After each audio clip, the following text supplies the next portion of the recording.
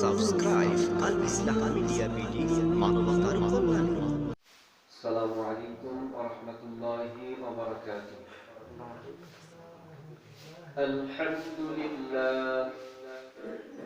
আলহামদুলিল্লাহ নাহমাদুহু ওয়া নাস্তাঈনুহু ওয়া নাস্তাগফিরুহ ওয়া নাউযু বিল্লাহি মিন শুরুরি আনফুসিনা ওয়া মিন sayyiati a'malina man yahdihillahu fala mudilla lahu wa man yudlilhu fala hadiya lahu wa nashhadu an la ilaha illallah wahdahu la sharika lahu ونشهد أن سيدنا ونبينا ومولانا محمدا عبده ورسوله أرسله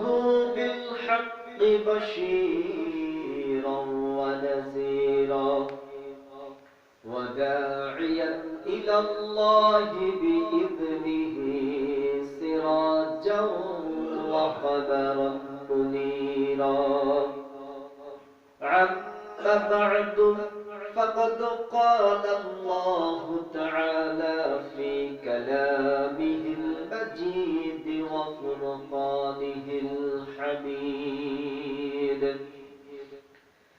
أعوذ بالله من الشيطان الرجيم بسم الله الرحمن الرحيم اقرأ باسم ربك الذي خلق خلق الإنسان من علق اقرأ وربك الأكرم الذي علم بالقلم علم الإنسان ما لم يعلم وعن أنس بن مالك رضي الله تعالى عنه قال قال رسول الله صلى الله عليه وسلم طلب العلم فريضة على كل مسلم وعن أنس بن مالك رضي الله تعالى عنه قال أو كما قال عليه الصلاة والسلام من خرج في طلب العلم فهو في سبيل الله حتى يرجع رواه الترمذي وقال الله تعالى في شان رسول الله صلى الله عليه وسلم إن الله وملائكته يصلون على النبي يا أيها الذين آمنوا صلوا عليه وسلموا تسليما উপস্থিত সম্মানিত মুসলিম একরাম মুরব্বিয়ে আযম সবাইকে জানাই ইসলাম নীতি মোতাবেক শান্তি মুক্তি নিরাপত্তার পয়গাম সালাম আসসালামু আলাইকুম ওয়া রাহমাতুল্লাহি ওয়া বারাকাতুহু। শুকরিয়া জ্ঞাপন করি সেই মহান আল্লাহ সুবহানাহু ওয়া তাআলার দরবারে যে মহান রব্বুল আলামিন ইজ্জত আমাদেরকে দয়া করে মায়া করে শত ব্যস্ততা উপেক্ষা করে দুনিয়ার যাবতীয় কল্যাণকর অকল্যাণকর কাছ থেকে ফারাক করে নিয়ে এসে আল্লাহ সুবহানাহু ওয়া তাআলা এই পৃথিবীর মধ্যে সর্বোৎকৃষ্ট জায়গা আল্লাহ সুবহানাহু ওয়া তাআলার ঘরে আমাদেরকে বসার, কাউকে কিছু সালাত আদায় করার, কিছু কথা বলার এবং শোনার যে মহান আল্লাহ রাব্বুল আলামিন তৌফিক ইনায়েত করে দিলেন, সেই মহান আল্লাহ সুবহানাহু ওয়া তাআলার দরবারে আমরা সকলে হৃদয় উজাড় করে মুহাব্বতে কালিমাতুশ শুকর আদায় করি। সকলে আলহামদুলিল্লাহ। আরেকবার বলেন আলহামদুলিল্লাহ। দরুদ ও সালাম পেশ করে মানবতার মহান শিক্ষক সাইয়্যিদুল মুরসালিন রাহমাতুল লিল আলামিন যার আনিত আদর্শ আমাদের জীবনে আমরা বাস্তবায়ন করি তাহলে আমরা জান্নাতি হব। আমরা সেই মহান ব্যক্তিত্বের প্রতি সংক্ষিপ্ত আকারে দুটো তাসলিম পেশ করি, সকলে বলি সাল্লাল্লাহু আলাইহি ওয়াসাল্লাম। মাগফিরাত কামনা করি তাদের জন্য যারা পৃথিবীর সূচনা লগ্ন থেকে আজ পর্যন্ত আল্লাহর তাওহীদকে প্রতিষ্ঠা করতে গিয়ে জীবন দিয়েছেন, দিচ্ছেন, ভবিষ্যতে দিবেন। আল্লাহ রাব্বুল আলামিন সবাইকে যেন শাহাদাতের সুউচ্চ মাকাম জান্নাতুল ফিরদাউস দান করে, সকলে আল্লাহুম্মা আমিন। সম্মানিত মুসলিম کرام, আমি আপনাদের সামনে মহাগ্রন্থ কুরআনুল কারীম থেকে 96 নম্বর সূরা সূরাতুল আলাকের 1 থেকে 5 নম্বর আয়াত তেলাওয়াত করেছি। আল্লাহ সুবহানাহু ওয়া তাআলা তার এই গোলামকে যেন উক্ত সূরা থেকে আমাদের জন্য হেদায়েতপূর্ণ কল্যাণকর আমলযোগ্য কিছু কথা বলার এবং শোনার আমাদের তৌফিক দান করেন, এজন্য শুকর আল্লাহুম্মা আমিন। আজকে আমরা আলোচনা করব দ্বীনি ইলম শিক্ষার গুরুত্ব এবং ফজিলত সম্পর্কে। আমরা এই পৃথিবীতে এসেছি আল্লাহ সুবহানাহু ওয়া তাআলা যে উদ্দেশ্যে আমাদেরকে প্রেরণ করেছেন, উদ্দেশ্য কি? আল্লাহ তাআলার গোলামি করা। আমরা এই পৃথিবীতে এসেছি একমাত্র আল্লাহ তাআলার দাসত্ব করার জন্য। দাসত্ব আমরা তখনই করতে পারবো আল্লাহ সুবহানাহু ওয়া তাআলা যখন আমরা দাসত্বের বিধান জানব, ঠিক কি না? যদি আমরা দাসত্বের বিধান না জানি, কিভাবে আল্লাহ সুবহানাহু ওয়া তাআলা দাসত্ব করতে হবে, আল্লাহ সুবহানাহু ওয়া তাআলা কিভাবে গোলামি করতে হবে, যদি আমরা না জানি, তাহলে আমরা আল্লাহ সুবহানাহু ওয়া তাআলার গোলামি করতে পারবো না। আল্লাহ সুবহানাহু ওয়া তাআলা আমাদেরকে তার গোলামি করার জন্য, দাসত্ব করার জন্য, তার ইবাদত করার জন্য আল্লাহ সুবহানাহু ওয়া তাআলা আমাদের গাইডলাইন দিয়েছেন, পথ নির্দেশিকা দিয়েছেন। এটা মহাগ্রন্থ কুরআনুল কারীম। যদি আমরা এই মহাগ্রন্থ কুরআনুল কারীম সম্পর্কে না জানি, আমরা যদি দ্বীনের জ্ঞান অর্জন না করি, তাহলে কি আমরা আল্লাহ সুবহানাহু ওয়া তাআলার খাঁটি বান্দা হিসেবে পরিণত হতে পারবো? আমরা কেউ পারবো না। আমরা তখনই আল্লাহ তাআলা যে বিধান দিয়েছেন জানবো, যখন আমরা জানবো তখনই আমরা আল্লাহর খাঁটি বান্দা হিসেবে জান্নাতি মানুষে রূপান্তরিত হতে পারবো। তাছাড়া আমরা কখনোই পারবো না। আল্লাহ তাআলার খাঁটি বান্দা গোলাম হওয়ার জন্য আমাদের 4টা অত্যাবশ্যকীয় আছে। এটা হচ্ছে, প্রথমটা হচ্ছে জ্ঞান অর্জন করা। প্রথমটা কি? 4টা ফরজ যদি আমরা পালন করি তাহলে আমরা জান্নাতি হয়ে যাব। প্রথম নাম্বার হচ্ছে জ্ঞান অর্জন করা। দ্বিতীয় নাম্বার ফরজ হচ্ছে সেই জ্ঞান অনুযায়ী আমল করা। তৃতীয় নাম্বার ফরজ হচ্ছে যে জ্ঞান আমি অর্জন করেছি, যে আমলটা আমি করি, এর তাবলীগ করা, অর্থাৎ দাওয়াত মানুষের কাছে তা প্রচার করা। চতুর্থ নাম্বার ফরজ হচ্ছে দ্বীনের জ্ঞান অর্জন করতে গিয়ে, এই দ্বীনের বিধান পালন করতে গিয়ে, দাওয়াত দিতে গিয়ে যত প্রকার দুঃখ, কষ্ট, বিপদ আপদ, জুলুম, নির্যাতন, জেল, জরিমানা, ফাঁসি যতই আসুক না কেন, এগুলোর উপর ইস্তেকামাত থেকে ধৈর্য ধারণ করা। এই 4টা ফরজ। কটা ফরজ? একজন মানুষ যদি খাঁটি বান্দা হিসেবে হতে চায়, জান্নাতি মানুষে রূপান্তরিত হতে চায়, তাহলে এই 4টা ফরজ তাকে পালন করতে হবে। প্রথম নাম্বার ফরজ কি বলছি? আমাদেরকে জ্ঞান অর্জন করতে হবে। আল্লাহ সুবহানাহু ওয়া তাআলা রাসূল আকরাম সাল্লাল্লাহু আলাইহি ওয়াসাল্লামকে এই পৃথিবীতে পাঠিয়েছেন আমাদেরকে হেদায়েত দেওয়ার জন্য। আমরা কিভাবে আল্লাহ সুবহানাহু ওয়া তাআলার গোলামি করব, কিভাবে তার দাসত্ব করব, জাহান্নামের রাস্তা থেকে কিভাবে জান্নাতের রাস্তায় আমরা পরিচালিত হব, আল্লাহ সুবহানাহু ওয়া তাআলা সেই পথ নির্দেশিকা রাসূল আকরাম সাল্লাল্লাহু আলাইহি ওয়াসাল্লামের মাধ্যমে আমাদেরকে দিয়েছে। আম্মা জানা আয়েশা রাদিয়াল্লাহু তাআলা আনহা তিনি বর্ণনা করেন, রাসূল আকরাম সাল্লাল্লাহু আলাইহি ওয়াসাল্লাম যখন 40 বছর বয়সে পদার্পণ করেন, আল্লাহ সুবহানাহু ওয়া তাআলা রাসূল আকরাম সাল্লাল্লাহু আলাইহি ওয়াসাল্লামকে স্বপ্নের মাধ্যমে ওহী প্রেরণ করা শুরু করে দিলেন। রাসূল আকরাম সাল্লাল্লাহু আলাইহি ওয়াসাল্লাম যে স্বপ্নগুলো রাতে দেখতেন, সেই স্বপ্নগুলো পরের দিন সকালের মতো, দিনের আলোর মতো বাস্তবায়িত, সুস্পষ্ট বাস্তবায়িত হয়ে যেত। যখন এইভাবে শুরু হয়ে গেল, আল্লাহর নবী মুহাম্মদ সাল্লাল্লাহু আলাইহি ওয়াসাল্লাম নির্জনতা পছন্দ করা শুরু করে দিলেন। তিনি মক্কার অনন্ত দূরে পাহাড়ের চূড়ায় গিয়ে হিরা নামক পর্বতের গুহায় নির্জনে ধ্যানমগ্ন থাকা, তাহাল্লুস থাকা শুরু করে দিলেন। আম্মা জানা আয়েশা রাদিয়াল্লাহু তাআলা আনহা বলেন, এইভাবে কয়েকদিন যাবত চলতেই থাকে। হঠাৎ একদিন আল্লাহর নবী কিছু খাবার নিয়ে হিরা পর্বতে চলে গেল।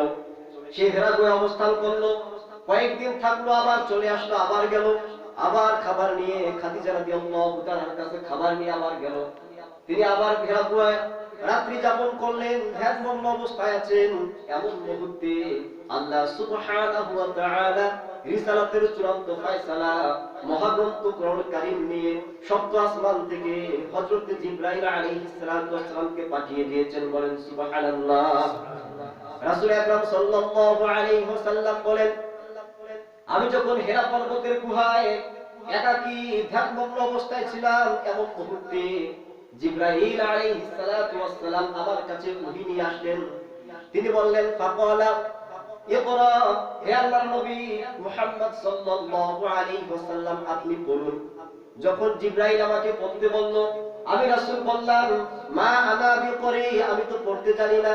এই কথা বলার সঙ্গে সঙ্গে জিবরাইল আমাকে আলিঙ্গন একদম ভীষণ ভাবে জোরে চাপতে ধরলো, আলিঙ্গন করলো। রাসূল সাল্লাল্লাহু আলাইহি ওয়াসাল্লাম বলেন, জিবরাইল আমাকে জোরে চাপতে ধরার কারণে আমার ভীষণ কষ্ট অনুভব হলো। এরপরে ছেড়ে দিলেন, বললেন, ইকরা, হে নবী আপনি পাঠ করুন। আমি বললাম, মা আনা বিকরি, আমি পড়তে জানি না।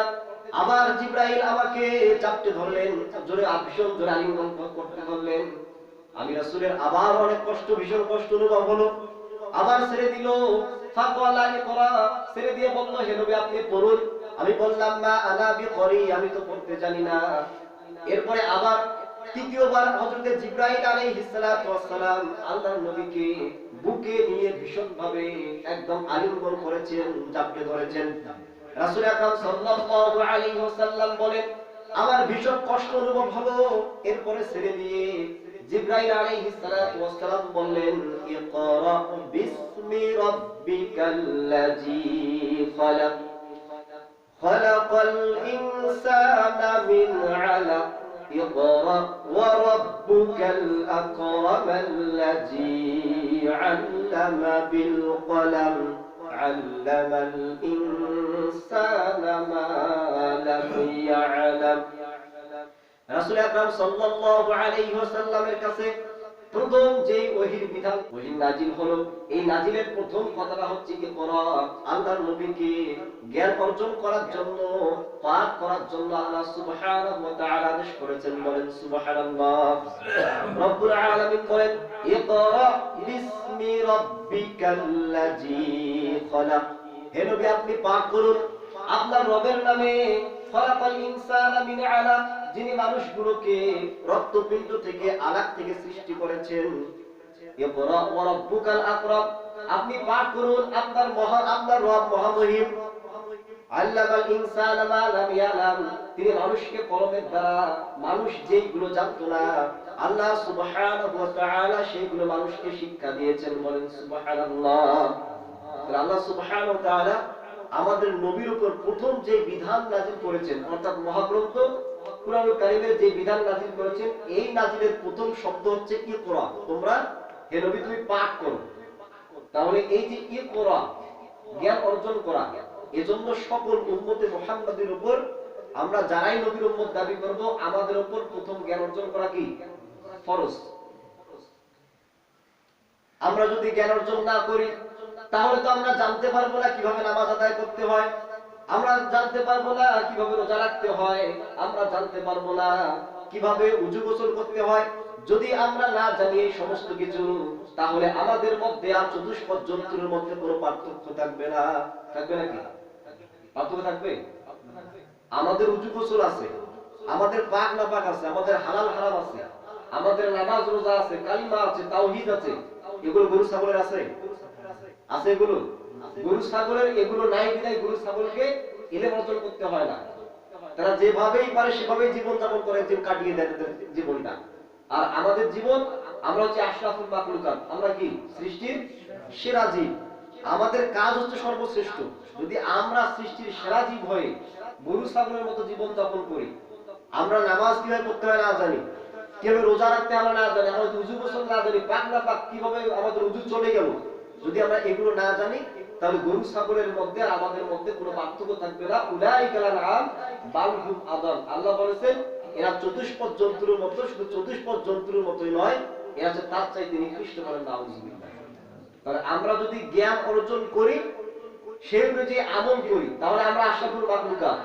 আর যদি আমরা জ্ঞান অর্জন না করে আমাদের মন মতো জীবন পরিচালনা করি, তাহলে আমরা সৃষ্টির সবচেয়ে নিকৃষ্ট জীব। বলেন নাউযুবিল্লাহ। কারণ আমরা শ্রেষ্ঠ জীব হতে চাই, নিকৃষ্ট জীব হতে চাই? আমরা শ্রেষ্ঠ জীব হতে চাই। দ্বীনি শিক্ষার গুরুত্ব অনেক বেশি। রাসূল আকরাম সাল্লাল্লাহু আলাইহি ওয়াসাল্লাম বলেছেন, তালাবুল ইলমি ফরিদাতুন আলা কুল্লি মুসলিম। যারা মুসলমান দাবি করবে, যারা ঈমানদার দাবি করবে, এই সমস্ত মুসলমানদের উপর দ্বীনি ইলম শিক্ষা করা আমি রাসূল আল্লাহর পক্ষ থেকে ফরজ করে দিয়েছি। বলেন সুবহানাল্লাহ। অতএব যতটুকু জ্ঞান অর্জন করলে সহিষ্ণুভাবে নামাজ আদায় করা যায়, যতটুকু জ্ঞান অর্জন করলে আমার মুসলমানিত্ব ঠিক থাকে, ঈমান ঠিক থাকে, ততটুকু জ্ঞান অর্জন করা আমাদের জন্য কি ফরজ। ওযু আমরা যখন করি, এই ওযু ভঙ্গ হয় কি হয় না? যারা বলছেন তাদের মনে হয় না। ওযু কি ভঙ্গ হয়? আমরা ঈমান এনেছি, ঈমান কি ভঙ্গ হয় কি হয় না? ঈমান ভঙ্গের কারণ আমরা জানি। ওযু যারা ওযু ভঙ্গের কারণ জানে, যদি ওযু ভঙ্গ হয়ে যায় তারা জানে যে ওযু ভঙ্গ হয়ে গিয়েছে।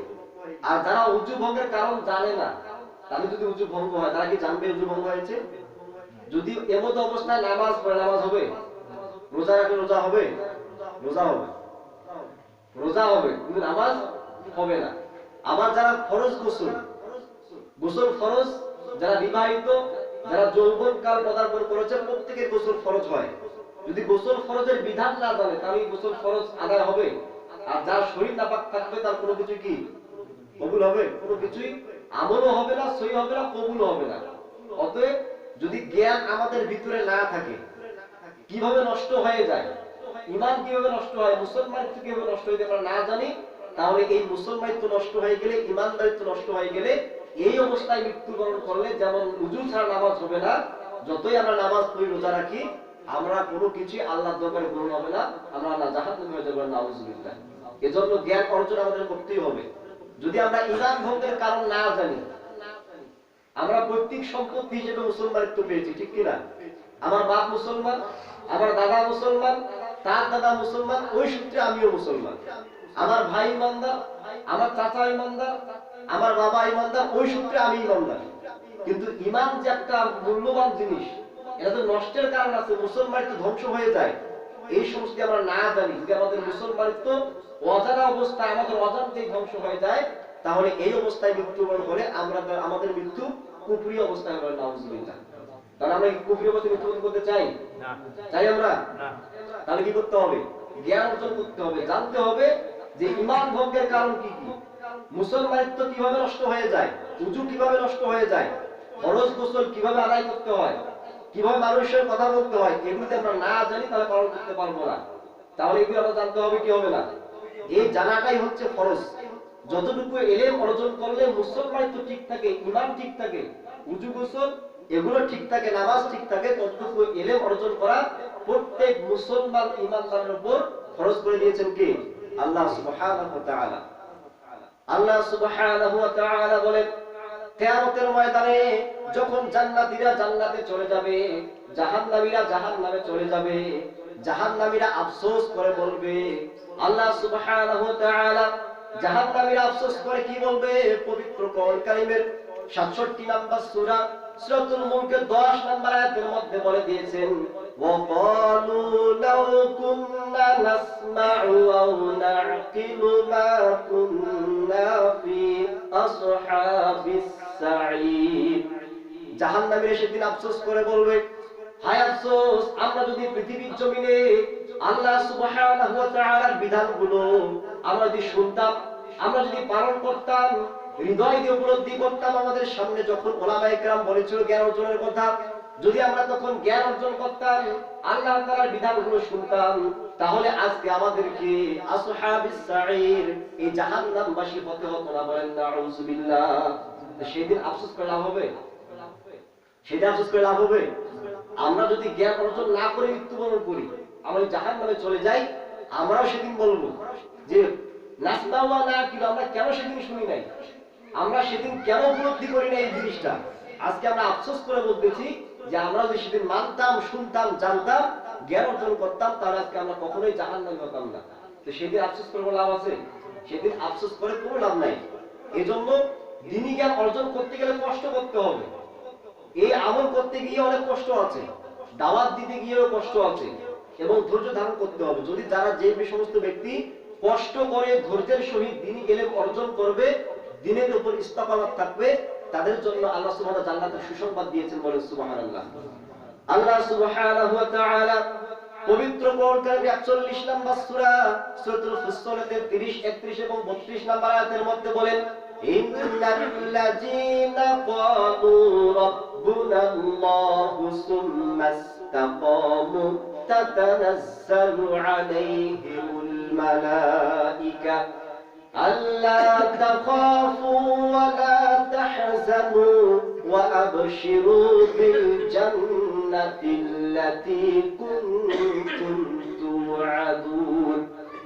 হে পৃথিবীর মানুষেরা, ইন্নাল্লাযীনা ক্বালু রাব্বুনাল্লাহ, নিশ্চয়ই তোমরা যারা আমি আল্লাহ সুবহানাহু ওয়া তাআলাকে রব হিসেবে স্বীকৃতি প্রদান করেছো, আমি আল্লাহ তাআলাকে রব হিসেবে মেনে নিয়েছো, সুম্মাস্তাকামু, যদি তোমরা জ্ঞান অর্জন করো, যদি তোমরা আমল করো, জ্ঞান অর্জন করতে গিয়ে, আমল করতে গিয়ে, দাওয়াত দিতে গিয়ে যত কষ্ট হবে, বিপদ আপদ আসবে, জেল জরিমানা আসবে, জুলুম নির্যাতন ফাঁসির রায় আসবে, এগুলো উপেক্ষা করে যখন তোমরা সুম্মাস্তাকামু, ইস্তিকামাত থাকবে, যখন মৃত্যুর ফেরেশতা তোমাদেরকে হাজির হয়ে যাবে, তাতানাজ্জালু আলাইহিমুল মালায়েকা, আমি রব্বুল আলামিন আমার রহমতের একদল ফেরেশতা জান্নাত থেকে রায়হান নামক ফুলের ডালি নিয়ে তোমাদের সামনে আমি রব্বুল আলামিন প্রেরণ করে দেব, বলেন সুবহানাল্লাহ।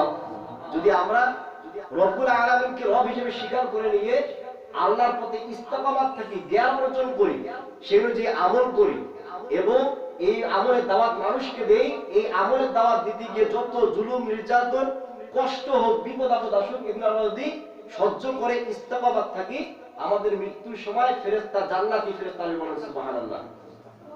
শুধু জান্নাতি ফেরেশতা এসেই ক্ষান্ত হবেন না, জান্নাতি ফেরেশতা এসে বলবেন, আল্লাহ তাখাফু, তোমাদের কোনো ভয় নাই, ওয়ালা তাহজানু, তোমাদের কোনো চিন্তা নাই, ওয়া আবশিরু বিল জান্নাতিল্লাতী কুনতুম তুআদুন, রব্বুল আলামিন তোমাদেরকে যে জান্নাতের ওয়াদা দিয়েছেন, ইন্নাল্লাযীনা আমানু ওয়া আমিলুস সালিহাতি লাহুম জান্নাতুন তাজরি মিন তাহতিহাল আনহার, নিশ্চয় যারা পৃথিবীর জমিনে ঈমান আনয়ন করবে, আমল করবে, আমি রব্বুল আলামিন তাদেরকে জান্নাত দিব, এমন জান্নাতে প্রবেশ করাবো যে জান্নাতের নিচ দিয়ে নদী ঝর্ণা দ্বারা প্রবাহমান, বলেন সুবহানাল্লাহ। এই আল্লাহ সুবহানাহু ওয়া তাআলা ঈমানদার এবং নেক আমল করলে জান্নাতের ওয়াদা দিয়েছেন, এই ওয়াদা আমরা ফেরেশতা তোমাদেরকে সেই জান্নাতের সুসংবাদ তোমার মৃত্যুর সময় দিয়ে দিচ্ছি, বলেন সুবহানাল্লাহ।